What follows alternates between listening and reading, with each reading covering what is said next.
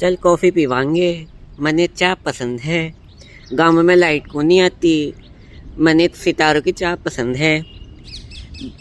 बक वाले मिलते नहीं मिलते, मैंने तो hi guys, welcome back to another shot of commerce. तो कैसे आप लोग, तो आपने कहीं ना कहीं मीम सुनी होगी ये कि कॉफ़ी पीवांगे मैंने चाय पसंद है, ठीक है।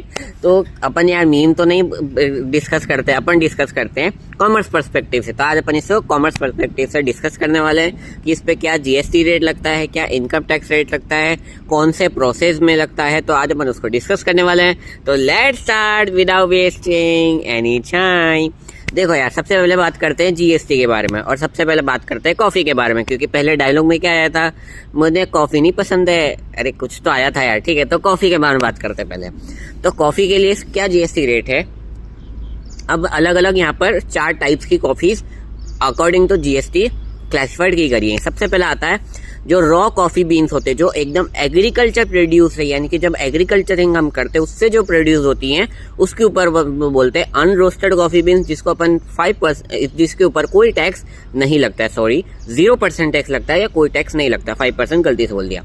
देन आता है रोस्टेड। देन आप उसको क्योंकि प्राइमरी मार्केट में सोल्ड करते हो तो वो उसको रोस्टेड, और पता नहीं वो उनके प्रोसेस होते हैं रोस्टिंग करने के, तो वो इसको रोस्टेड कॉफी बीन्स बोलते हैं, जिसके ऊपर 5% का रेट लगता है।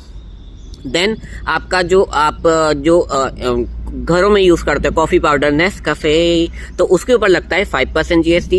एंड द लास्ट वन जो अभी प्राइमरी मार्केट में आया है, रिटेल मार्केट में आया नया innovation, that is instant coffee, यानी कि दूध में डालो, पानी में डालो, इंस्टेंट घोर के कॉफी प्रिपेयर हो जाती है। तो दैट इज 18% जीएसटी, क्योंकि वो इंस्टेंट कॉफी पाउडर होता है, हाईली प्रोसेस्ड होता है, यानी कि बहुत सारे प्रोसेस से गुजरती है, तो हमेशा उसके ऊपर 18% जीएसटी लगता है। बात करते हैं टी के बारे में। मुझे तो चाय पसंद है, तो अब चाय के बारे में बात करते हैं। चाय के ऊपर क्या जीएसटी रेट लगता है यार। तो चाय के ऊपर जीएसटी रेट लगता है अगर अनब्रांडेड है या सिर्फ एग्रीकल्चर प्रोड्यूस है, आपने जो एग्रीकल्चर किया उससे अगर कोई भी टी लीव्स आप प्रोड्यूस कर रहे हो, तो डेट इज 0%, उसके ऊपर कोई टैक्स नहीं लगता है। देन अगर आप उसको एज अ लूज फॉर्म में बेचते हो, यानी कि जो ये आती है ना, क्या बोलते हैं, ताज़ा होले, तो ऐसे अगर पैकेट में आती है, ब्रांडेड पैकेट में आती है, तो 5%।